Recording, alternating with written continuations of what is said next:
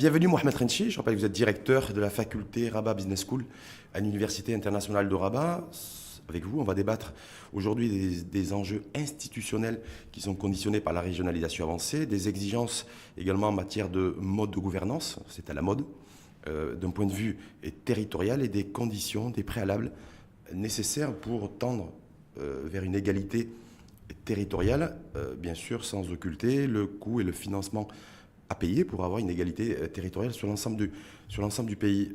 Ma première question, Mohamed Renchi, c'est défi institutionnel concernant la régionalisation avancée. Ça se résume et ça se réduit à quoi?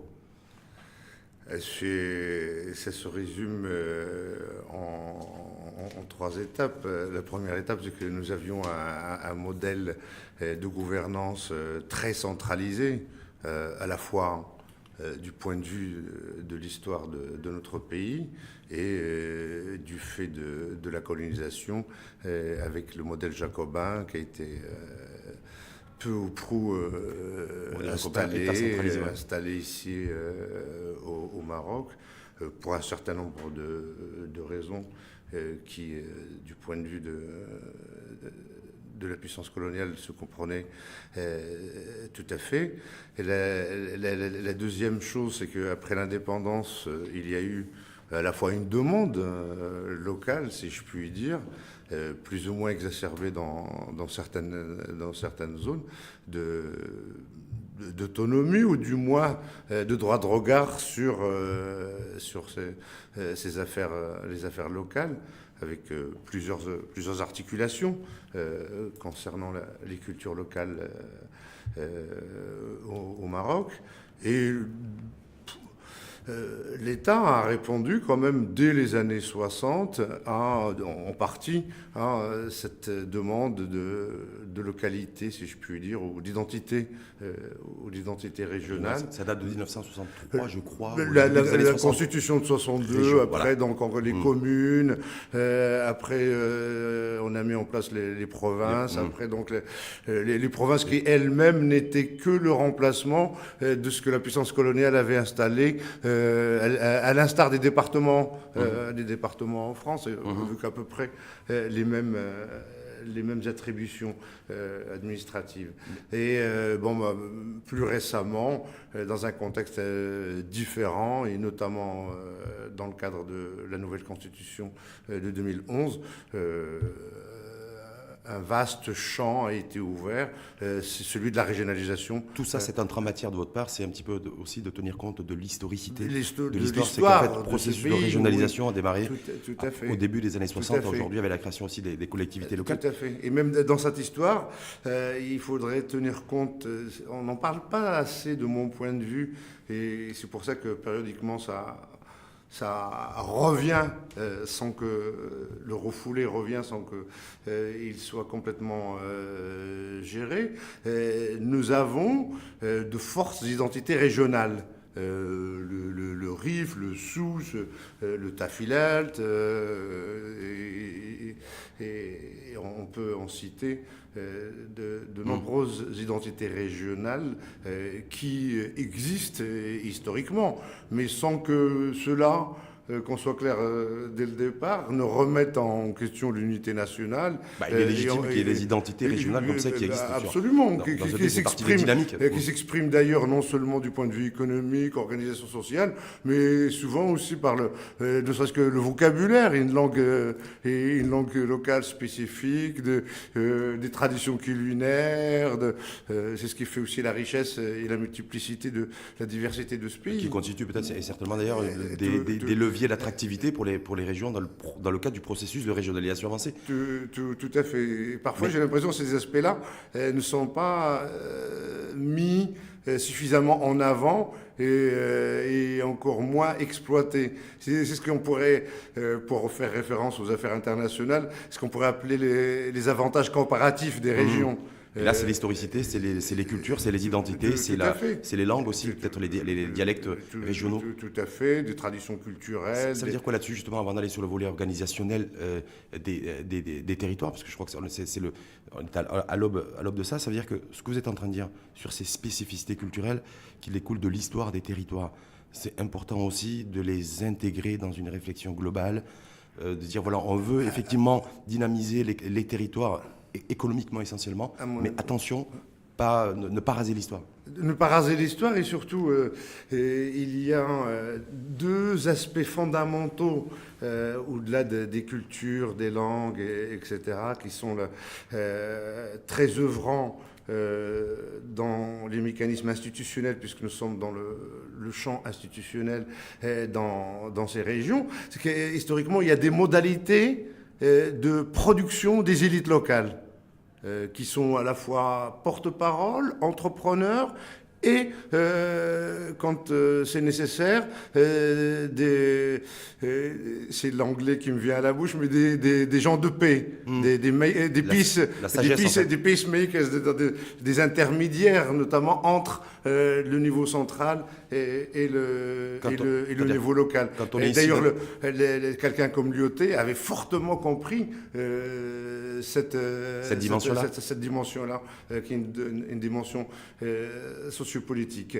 Et par ailleurs, donc ça c'est la dimension purement économique, pas toutes les régions malheureusement, mais certaines régions ont de fortes traditions, pour parler un peu le vocabulaire des économistes, de constitution du capital commun. Le meilleur exemple, c'est le Souss. Il y a des solidarités tribales, familiales, etc.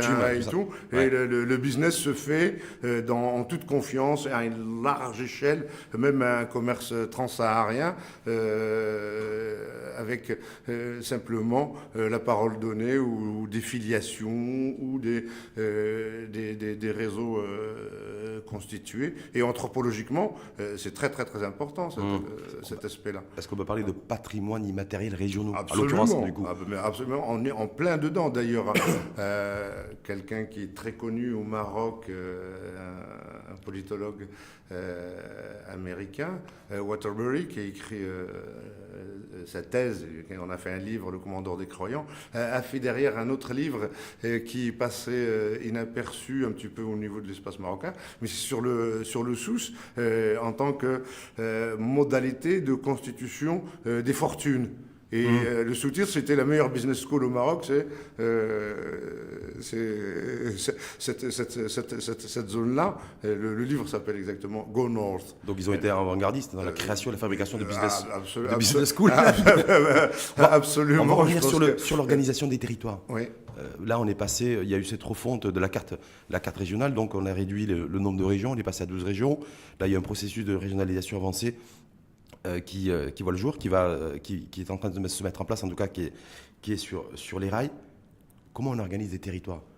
Je ne vais pas vous demander de la régionalisation avancée expliquée au nul, mais en tout cas, un territoire, ça s'organise comment? Vous avez fait référence à la dimension historique, voilà, à la dimension culturelle, moi sociale aussi. Ça la dimension identitaire. Ouais. C'est à la fois historique et constitutif de l'identité des individus et des groupes. Simplement du point de vue administratif et du point de vue de la modernité également, ça se superpose pas nécessairement. Donc il faut agglomérer pour atteindre une taille critique. On ne peut pas rester simplement, et puis parfois les lignes de découpage territoriaux ne sont pas aussi claires que ça au Maroc. Donc cet aspect-là, c'est un ancrage, c'est un socle, mais derrière, ce qui est aussi intéressant comme vision dans le regroupement en 12 régions, et en sachant que ce regroupement en 12 régions est conçu, même dans les lois organiques de la régionalisation, comme simplement une étape, c'est évolutif. Et il n'y a rien d'inscrit dans le marbre. On peut très bien aller vers encore plus de concentration régionale pour avoir des entités pertinentes, plus fortes, plus musclées, etc. Mais ça se fait étape par étape. Parce que là, on en est donc... Ce regroupement, c'est une étape. Il a ses défauts, il a ses qualités, mais pour l'instant... En tout cas, il est là. Il faut aller de l'avant. Et là, sur comment on arrive un petit peu à organiser tout ça, il y a on le sait, des équilibres territoriaux entre régions plus riches et régions moyennement riches. et régions plus pauvres. À l'image de d'ailleurs, c'est le reflet d'une société dans son ensemble. Au-delà de cette vision de région pauvre, région riche, moi, ce qui me paraît important quand j'observe un peu comment fonctionne. Nous sommes qu'au début d'un processus, encore une fois. Donc, tout ce qu'on dit, rien n'est définitif, ça continue encore à tâtonner. Moi, je dirais qu'il y a les régions qui sont en capacité, vis-à-vis du pouvoir central, d'aller chercher des moyens, de se trouver elles-mêmes leurs propres moyens, de savoir construire consensuellement leurs modalités de régulation, et d'autres régions qui sont un peu moins avancées, moins matures, entre guillemets, et qui auront toujours besoin de la tutelle de la centralité et du ministère de l'Intérieur en particulier, pour dire clairement les choses. Donc pour vous, on va vers ce modèle-là, c'est-à-dire un modèle à deux vitesses, un peu stratifié. À deux vitesses, et qui ne recouvre pas nécessairement région riche, région pauvre. D'accord. Si vous voulez un exemple, on prend un exemple très, très clair. Draa, Tafilat ou le Sousse de l'autre côté sont dès aujourd'hui plus en capacité de se donner leurs propres programmes de développement régionaux, leurs propres institutions de régulation, qui est une région qui est certes riche, mais qui est administrativement un peu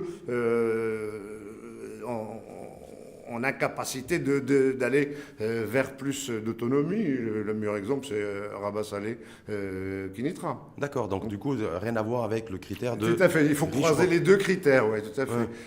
Et d'ailleurs, ce qui est rigolo là-dedans, désolé pour le terme trivial de rigolo, c'est que ces régions qui ont une capacité d'autonomisation et par rapport à la centralité, souvent ont une identité historique que nous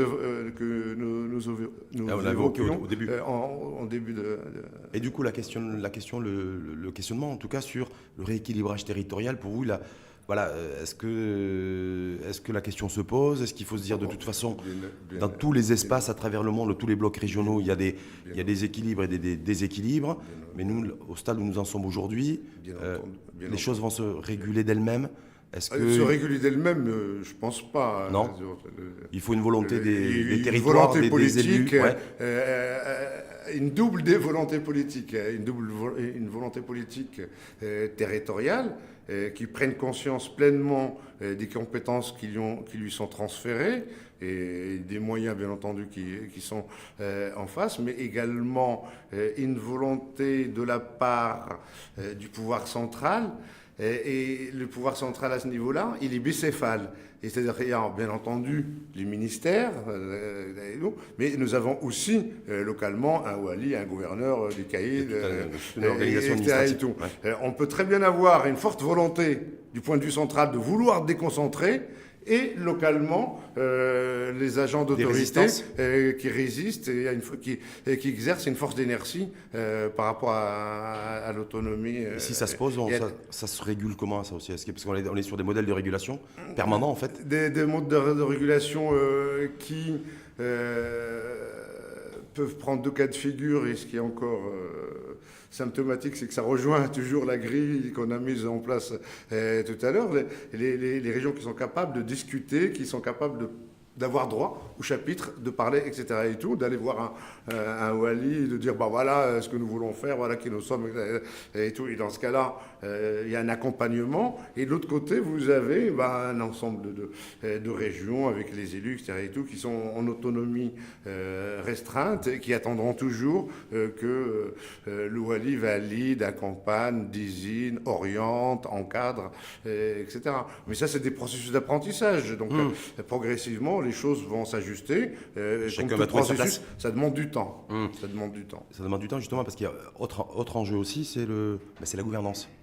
La gouvernance, on parle aussi de formation nécessaire, de présence en tout cas d'une élite régionale aussi pour accompagner, s'émanciper peut-être de l'administration centrale, être porteur de projets, tendre aussi, d'ailleurs on l'abordera sur forme d'autonomie financière, mais avant tout une autonomie institutionnelle. C'est ça. Donc le préalable, c'est une gouvernance, et une gouvernance, c'est avant tout des hommes et des femmes qui soient formés à l'exercice, en tout cas qui soient en capacité de relever ce challenge de la régionalisation et du développement des territoires. Ouais. Et ce challenge se joue à 3 niveaux. Le premier niveau, les élus.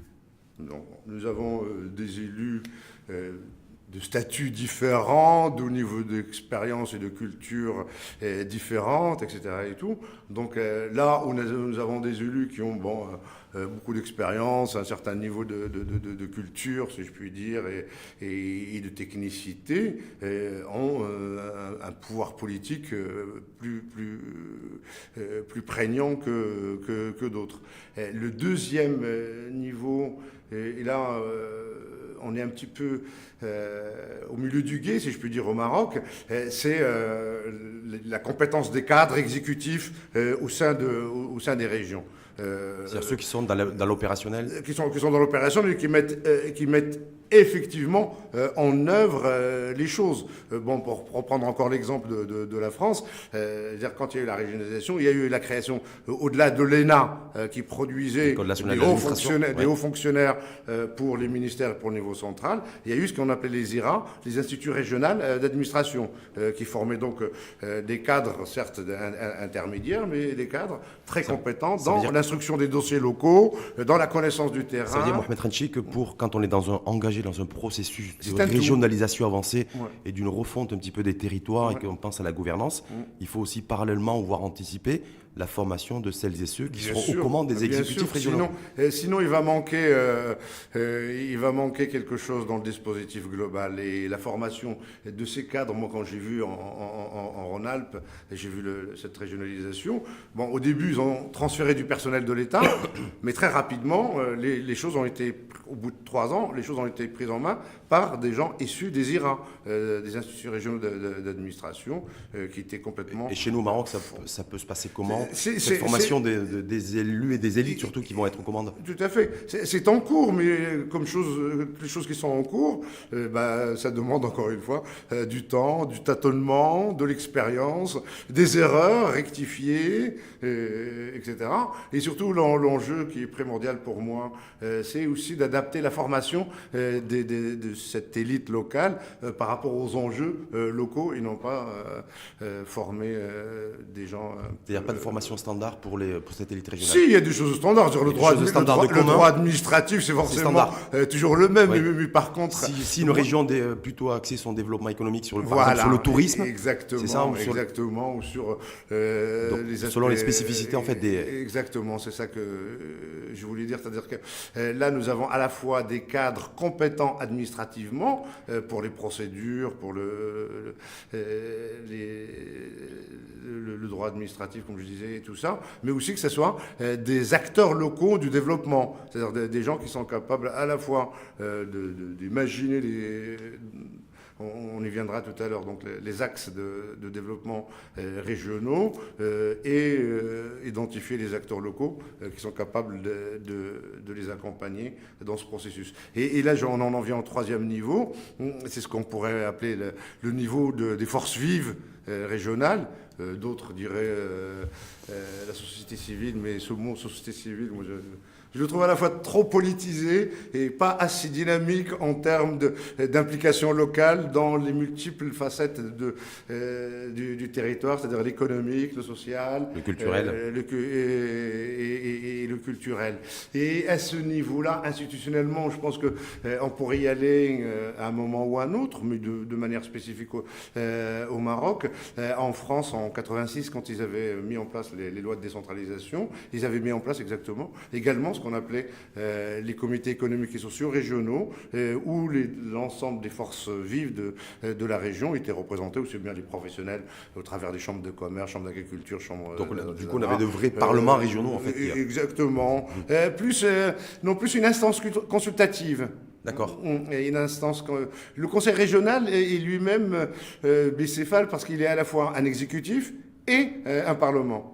Le CESR, le Conseil économique et social et régional, c'est un peu le Sénat à l'échelle régionale, où un certain nombre d'acteurs dynamiques et reconnus sur leur territoire viennent présenter à la fois les doléances, les manières d'agir. Toujours pour rester sur le domaine un petit peu, le challenge et défi institutionnel, est-ce que vous faites partie de ces personnes, de ces gens, de ces personnalités, de ces intellectuels, de ces économistes, parce que je rappelle que vous êtes avant tout économiste, Mohamed Renchi, qui préconiserait, j'ai bien dit préconiserait, le fait d'introduire un principe qui est celui de la concurrence dans les régions pour aussi maintenir ou en tout cas impulser une dynamique aussi territoriale. Vous avez fait référence à les spécificités des territoires, donc il y a des territoires qui soient riches ou qui soient pauvres. L'histoire et la dimension culturelle du territoire donné est un facteur développeur.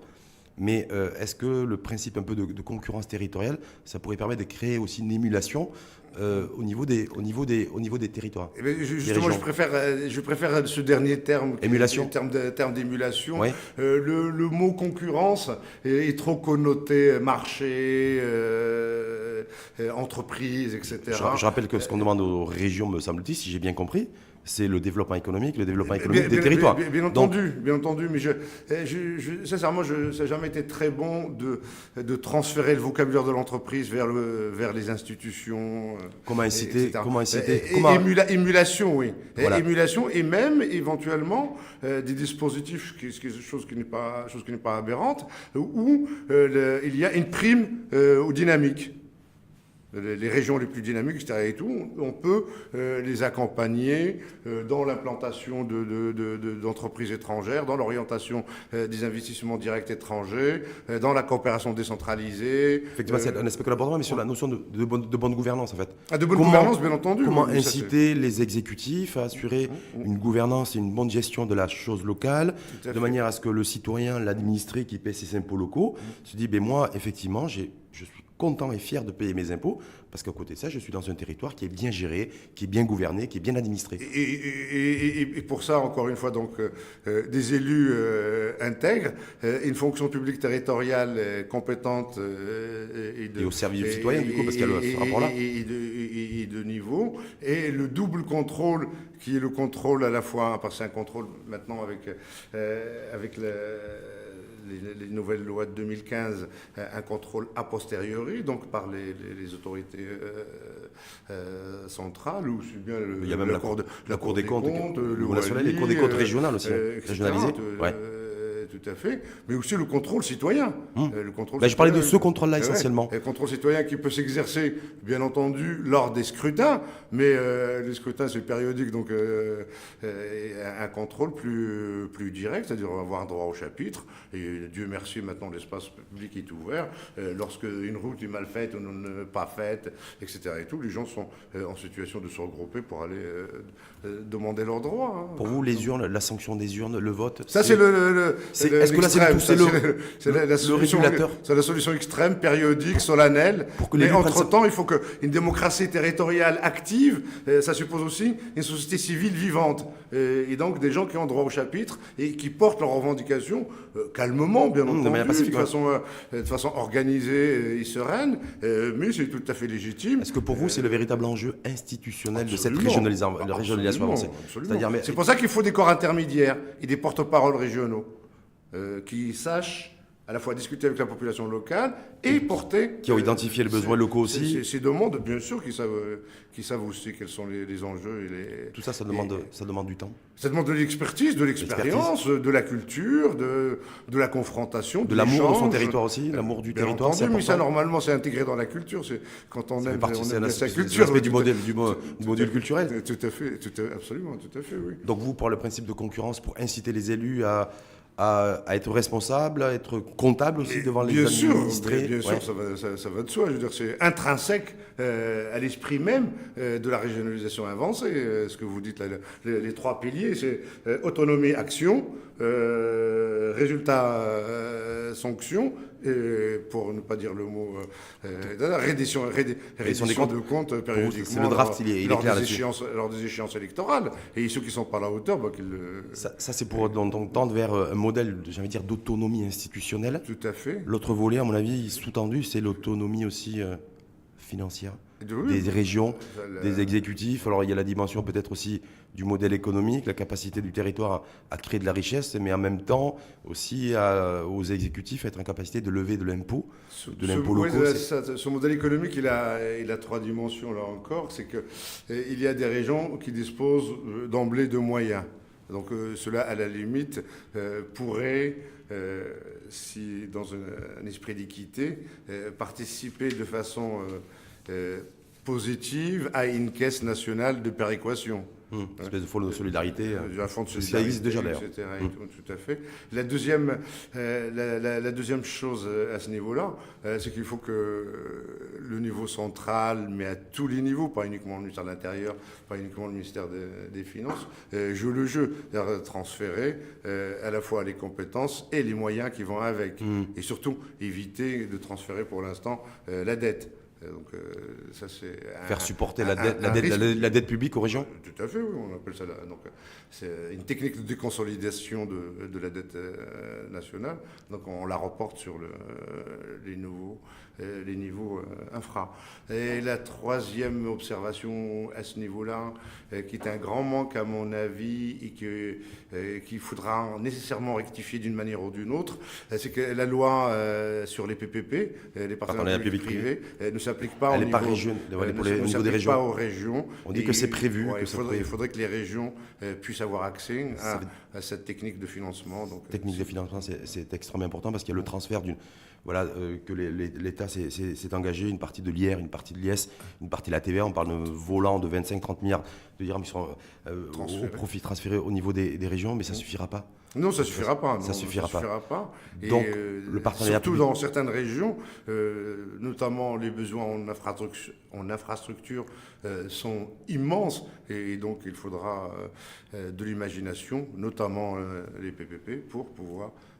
Quand vous dites PPP, ça veut dire quoi? Des espèces de modèles financiers, des modèles économiques où on a un tiers État, un tiers région, un tiers les montages financiers peuvent être divers. C'est ça qui fait aussi la souplesse de ce cadre réglementaire qui est la loi sur les PPP, la loi marocaine en particulier. C'est qu'elle ne fixe rien a priori. Elle donne simplement les jeux sont ouverts. un cadre incitatif avec 4 possibilités. Mais là, on n'est pas là pour rentrer dans le jeu. Mais... Je donne juste un exemple. Par exemple, il y a et là aussi, ça montre la nécessité de la coopération interrégionale et pas simplement de la concurrence. Je ne sais pas si un jour vous faites la route entre Marrakech et Ouarzazate, mais c'est proprement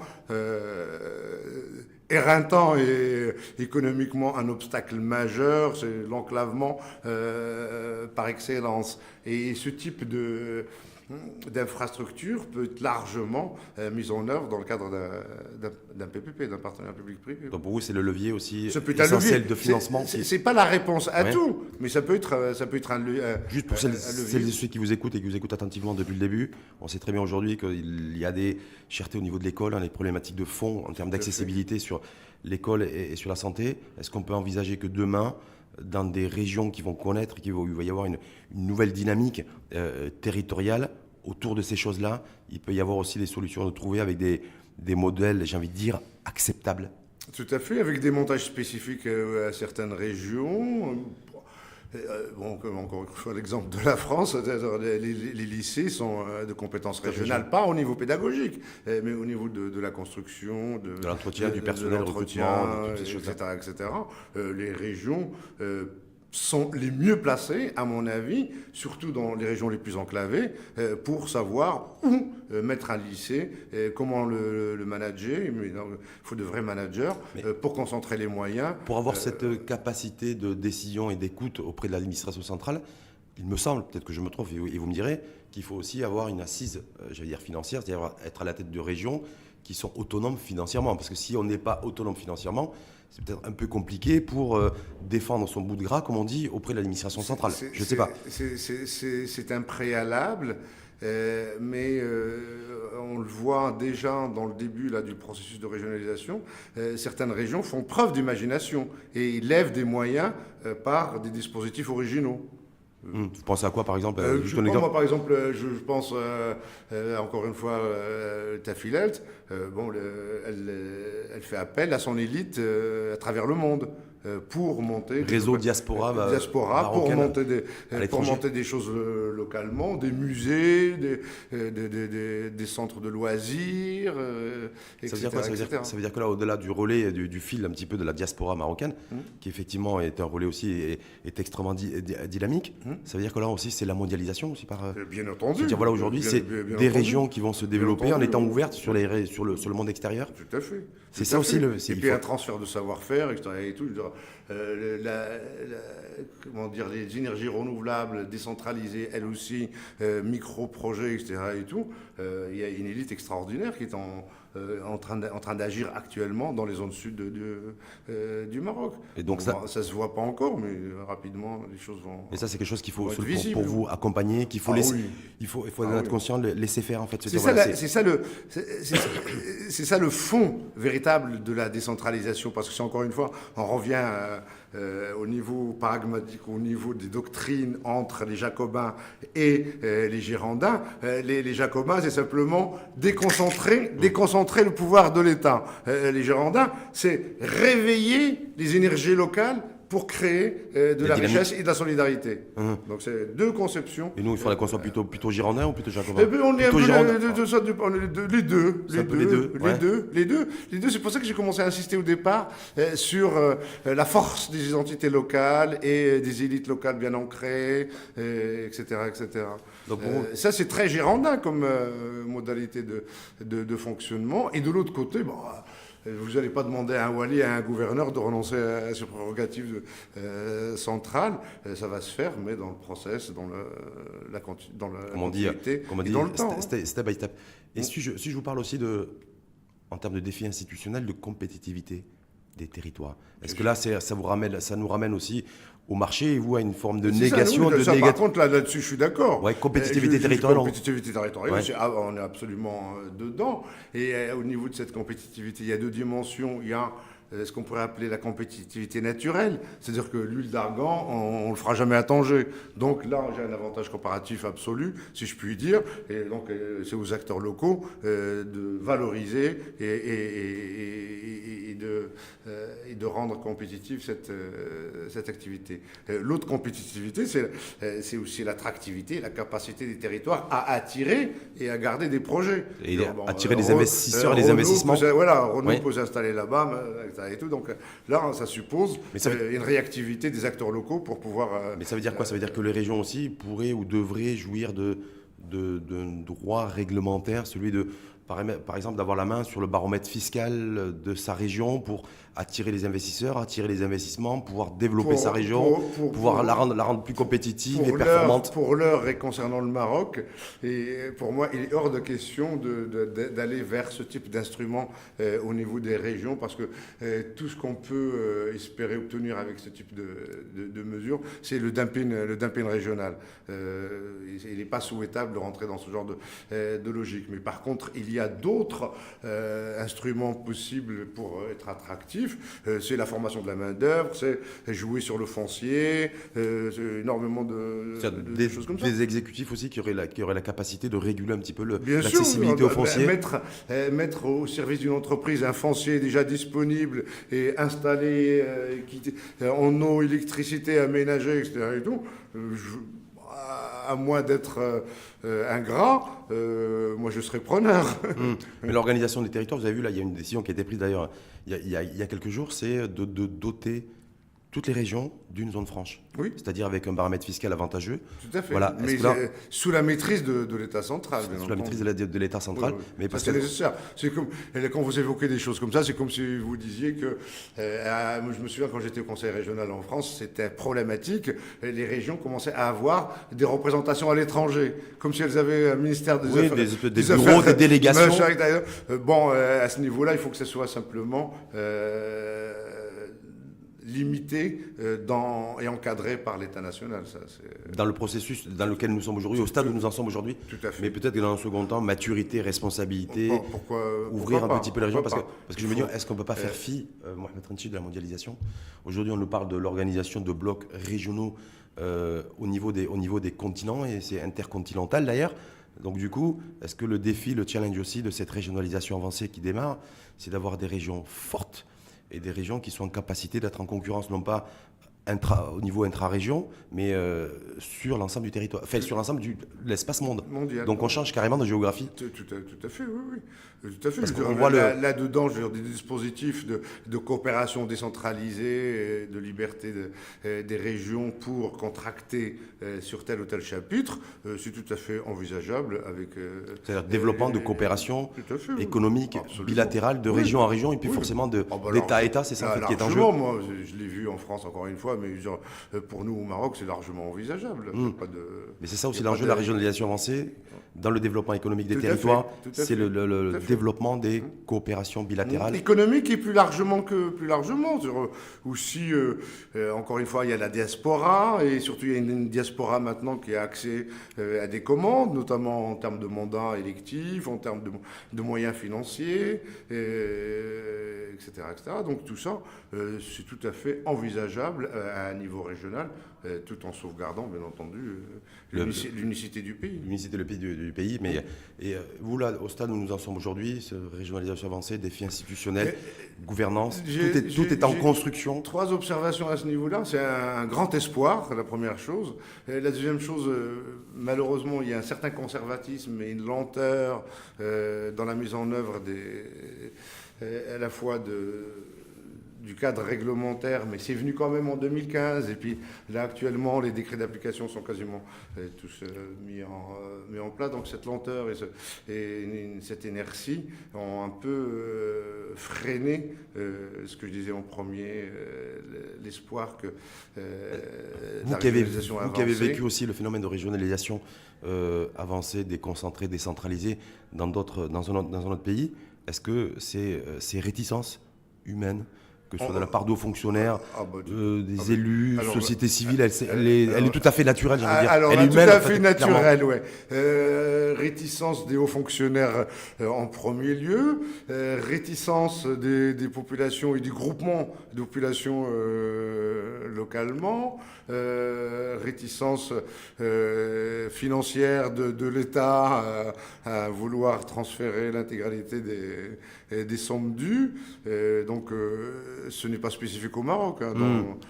Phénomène complètement naturel. On ferait là, c'est naturel, mais simplement, il faut, 1, en prendre conscience, et 2, mettre en place les mesures nécessaires pour rectifier le tir. Et très vite aussi mettre les régions et chaque région qu'elles soient des locomotives de développement aussi de leur territoire, avec cette notion d'efficacité, de responsabilité. Le développement économique, c'est la compétence régionale, mais le mot économique, au sens large, c'est le niveau pertinent pour faire des routes, pour faire des ponts.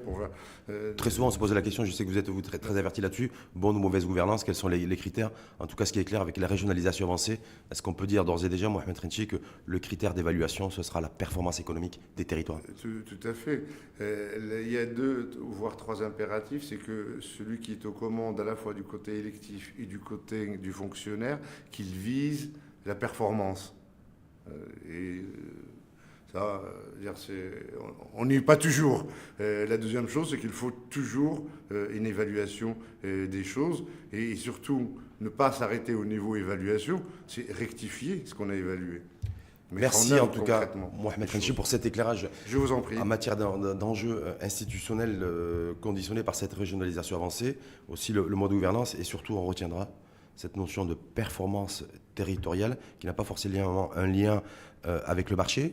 On ne fait pas du trading, mais on doit aussi atteindre des résultats économiques. Complètement d'accord avec vous. Et sociaux au niveau des territoires. En tout cas, merci Mohamed Renchi, je vous en prie, merci. Directeur de la faculté Rabat Business School à l'Université internationale de Rabat. Et je vous souhaite une bonne journée. Merci à vous aussi. Merci beaucoup. Au plaisir.